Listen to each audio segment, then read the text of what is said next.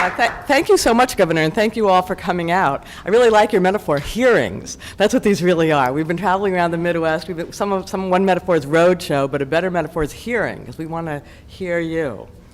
So I really appreciate this opportunity to brief you all on the important work that this task force has been doing. But I want you to imagine before I start, because you just see me here, right? And now you see Governor Culver, but there's 50 other people involved in this task force. And they come from all over the Midwest. They come from every walk of life. We have the former mayor of Chicago is involved. He's one of the co-chairs. We have not one but two former governors. But we also have immigrants' rights advocates and business people and representatives of the region's great universities. There's someone there from the Mercy Hospital here in town. Faith leaders, law enforcement. So don't just think of me up here. Think of them kind of behind me or around me. Because what I'm going to talk about is really the conclusions that we've come to over a year of talking about this. We've met, as the governor said, for 4 long, full-day meetings and hashed out and met multiple phone calls and kind of hashed out the position that is going to be in this report. And so don't just think of me. Think of a group of your peers, so to speak, from the Midwest. So what I'm going to do in my short time here is just to, as their representative, is 3 things. I'm going to talk briefly about the assumptions behind the report. Like, why did we bring this task force together now? What's it supposed to do? What's the thinking behind it? I'm going to walk you briefly, number 2, through what's in it, briefly. And then I'm going to talk about next steps. So the assumptions behind the report, there are really 2 that need to be talked about. Assumption number 1 is that the Midwest has something really distinctive and important to say and contribute to the immigration reform debate. So, I live in Washington. I've spent the last 10 years in Washington trying to make immigration reform happen. And if I know anything, it's that we're not making any progress there. Politicians, presidents have come and gone, tried to address immigration. Democrats and Republicans have tried to deal with it. Sometimes it's on the front pages, sometimes it's on the back pages, but it's still, kind of floating along there 10 years later. But at this point, my metaphor, it's kind of like reruns of a bad movie. We've seen it too many times, and the ending is always disappointing. They're not getting anywhere in Washington.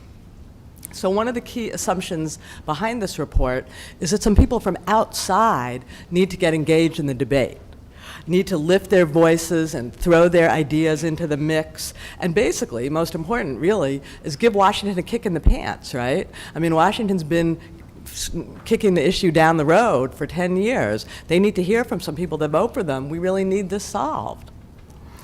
So not only that, but as we put together, the Chicago Council, as they put together this group, the other part of this first assumption is that Midwesterners in particular are uniquely well placed to be that voice from outside.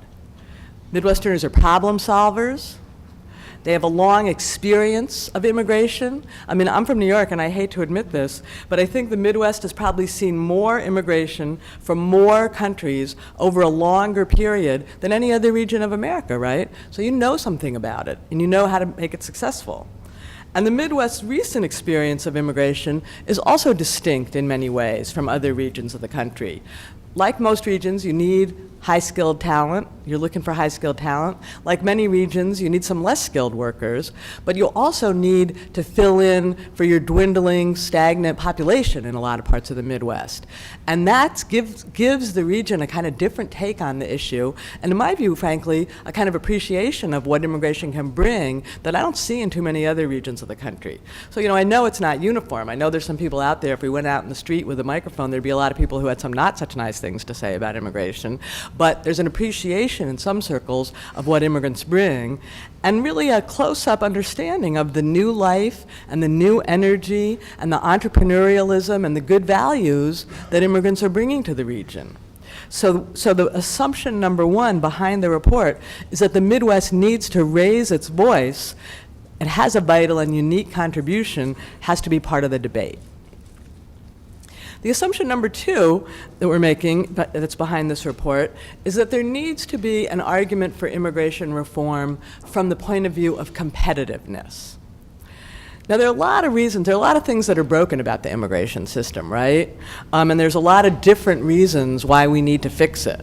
Some people come at it from moral reasons, some people come at it from human reasons, some people come at it from security reasons and rule of law reasons. Some people come at it from integration and assimilation reasons, some people come from foreign policy reasons. So, whatever your values and whatever your priorities, chances are the immigration system is not working for you, and you've got some gripes that you would like to, some things you'd like to see fixed.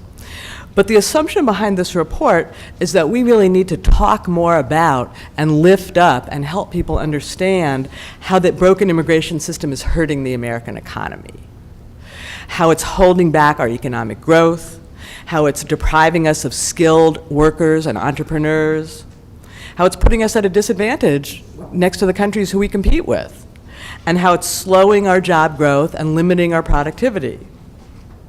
And, I'm sure you all know, I'm sure you've heard people complain, oh, immigrants steal jobs from Americans and they're a drain on the economy.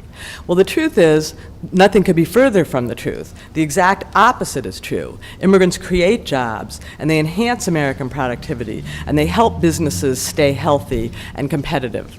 And the idea of the report is that not enough people understand that piece of it, and that we need to lift that piece up and give people some evidence and prove that point and help additional people in the immigration debate make that argument.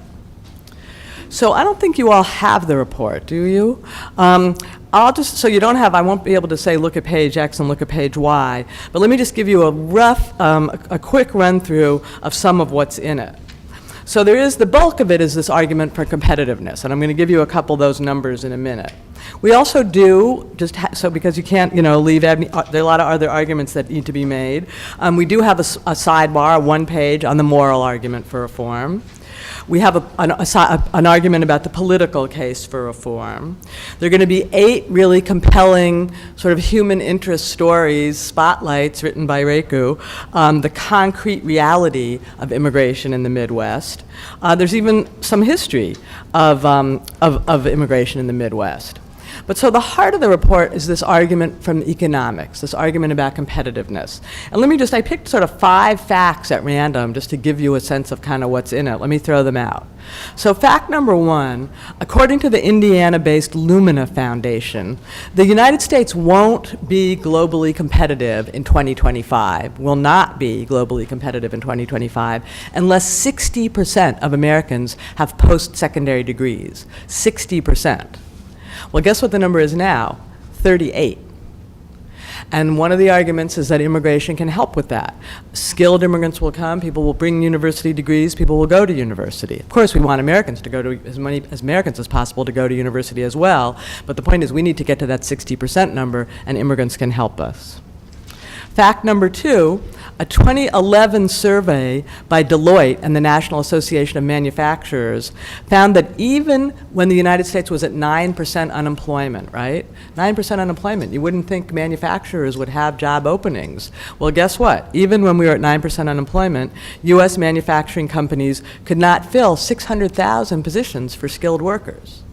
Even when it was 9% unemployment, lots of jobs going open for skilled workers. And the idea is that immigrants can come and help fill those slots. Fact number 3, and I'm looking, as you can see, these numbers are coming from all over we're looking at high skilled and low skilled. In 1960, half of all the US born men in the US labor force, half, right, were high school dropouts. So half of the American men working in America were high school dropouts, and they were willing to do unskilled work on farms, work in meat processing plants, work at nurseries, work at dairies. Well, today, less than 10% of the American-born men in the U.S. workforce are high school dropouts. There's some people who want to work at dairies and restaurants and meat processing plants, and of course Americans should have to hire them first, but there's a lot of openings, and we need unskilled immigrants to help and work alongside the Americans.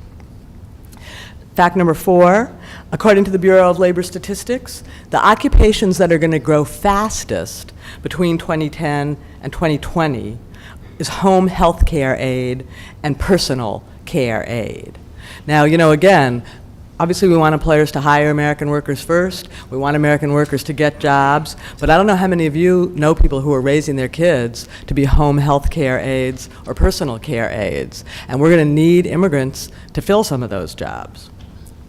Last fact out of the report, for decades, and I think a lot of you know this, there are people in the audience who can talk more about this than me, for decades, the US was the destination of choice for foreign students. People came from all over the world to study at our universities, often actually in the Midwest. They came to attend our universities, and most of them stayed to build careers here. And that's been a source of a lot of our talent in the Midwest and in other regions. Well, today, according to there was a surveyor in 2009 who ask the Indian and Chinese students studying at American universities, did they plan to stay, right? So in the past, people came from all different kinds of countries, but now kind of the smartest and talented people that we want to keep are coming from India and China. How many of them plan to stay after they get their degrees? 6% of the Indians and 10% of the Chinese. So we've educated them, often at taxpayer expense, and now we're sending because the immigration system is so unwelcoming and it's hard to get jobs and it's uncertain, 90% of them are probably going back to India and China to work for companies that compete with us.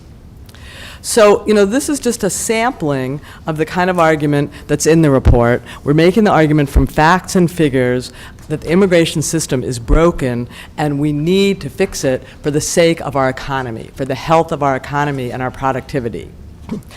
So so I'm going to talk a little more about the two last sections of the report. Once we lay out these facts and figures, we come to some arguments about what the Midwest, we come to some recommendations, basically, what the Midwest needs out of immigration reform. And when you look at it, you'll notice the recommendations they're very general. They're big arguments. We say things like the U.S. needs more skilled workers. The U.S. needs more visas for entrepreneurs. The U.S. needs a legal way for less skilled workers to come here and work for American employers. You'll notice that they're pretty general. And the reason they're general is that these, you could somebody asked me at one of these last hearings, what do you recommend about fixing the H-1B visa program? We decided not to get into the weeds about exactly how to fix the H-1B visa program. For one thing, Congress has given a lot of thought to fixing the H-1B visa program. Excuse me, they're Democrats and Republicans who have their own idea. Besides, how are we going to get 50 people and then 500 people to agree with the little details of how we're going to fix the H-1B program? We decided to go for the general idea. We need more skilled workers. We need a smoother path for skilled workers. We need more visas for entrepreneurs. The goal is, the real point of the report is to, again, kick Congress in the pants with these general cries for what the Midwest needs fixed, rather than trying to get into the weeds of telling them exactly exactly how to fix it. We're saying, this is our problem, fix it. So I urge you, when you see the report, that's the place to focus, is pages 15 through 18, where we have the recommendations. But I also want to, before I leave and open the floor, I just want to draw your attention to the conclusion of the report. Because in a way, this is really the headline. This is kind of when they write the newspaper stories about the report, in a way this is going to be the most important thing they're going to focus on. Because as many of you know, if you've been following the immigration debate, for years, for a decade really, the rallying cry of people who want to fix the immigration system has been comprehensive immigration reform. And what we meant by comprehensive immigration reform, and it was my rallying cry for a long part of my life, was put everything together in one big package. Take those visas for less skilled workers and those visas for high skilled workers and the enforcement and the agricultural visas and all the things we needed to do and the fence and everything we needed, and put them in one package and pass that one big package all at once. And the reason we argued it that way was because all those different things needed fixing, but also because we thought, well, that's the best way to get the votes, right? If it's going to fix something that everyone needs, probably that's a pretty likely way to pass it. The problem is, we didn't get that bill passed, right? We tried and tried and tried for 10 years, all those people who wanted fixes waiting for it to be passed, and the rule kind of was in Washington, you can't fix any of the other things, you can't fix any of these little things, no matter how burning they are. No matter whether the dairies, like the cows are exploding, we can't pass any visas to get them some workers because we can't do any little thing till we can do the whole big thing. And So when we sat down to put together this report and to make our recommendations, we had to think really hard about that. And the conclusion that we came up with is we still need to fix all those things, right? We can't leave out any of those groups. We can't leave out any of those pieces or any of those solutions. We don't want to end up 20 years from now, everybody got a fix, only not the dairy farmers or not the unauthorized Mexicans or what have you.